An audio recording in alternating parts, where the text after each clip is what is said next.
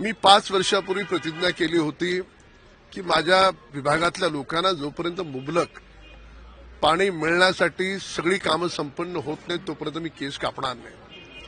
आणि मला आनंद वाटेल की दहीहंडी असेल, तीर्थयात्रा पॅटर्न असेल, मोक्षधाम रथ पॅटर्न असेल, हे सगळं आधी घाटकोपरला माझ्यामार्फत परमेश्वरानं घडवून घेतलं आणि ते यात्रा पॅटर्न पासून दहीहंडी पॅटर्न पर्यंत पूर्ण महाराष्ट्रात देशात लोकांनी त्याला सकारात्मक दृष्टीने स्वीकारलं. आता डोंगराळ भागात पाणी कसं द्यायचं त्याच्यासाठी मी केस वाढवले होते. तर ते पाण्याचं मॉडेल देखील आता संपूर्ण महाराष्ट्रात किंवा मुंबईसारख्या शहरात जिथे डोंगराळ भाग आहे त्या भागातल्या लोकप्रतिनिधींना ते मॉडेल राबवता येईल जेणेकरून गोरगरिबांना पाणी मिळेल. याने फक्त माझ्या मतदारसंघाला फायदा होत नाहीये. यांनी माझा मतदारसंघ सोडा, मी माणुसकी पाहतो, मतदारसंघाच्या सीमारेषा पाहत नाही. याचा परिणाम आसपासच्या 5-6 मतदारसंघांना मोठ्या प्रमाणात होणार आहे, याचा आनंद आहे. किती हजार लिटरची टाकी आहे?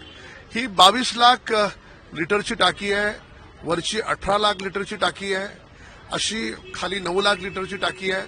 जुन्या ज्या टाक्या आहेत वरची 6 लाख लिटर, ही 18 लाख लिटर, त्या तशाच राहणार आहेत. तर एकंदरीत या सगळ्या टाक्यांची क्षमता जवळपास 2,07,00,000 लिटरची होणार आहे. कारण यांना 24 तास सप्लाय राहील आणि त्याला सप्लाय करणारी लाईन 3 फूट डायाची आहे, जी 4 किलोमीटर लांब भांडुपून येते. तर त्याच्यामुळे याला स्नोबॉल इम्पॅक्ट ज्याला म्हणतो की इतकी याची क्षमता आहे की इथून पुढच्या 50 वर्षानंतर सुद्धा लोक या पाणी पॅटर्नचं नाव काढतील, इतकं हे अप्रतिम पॅटर्न आहे.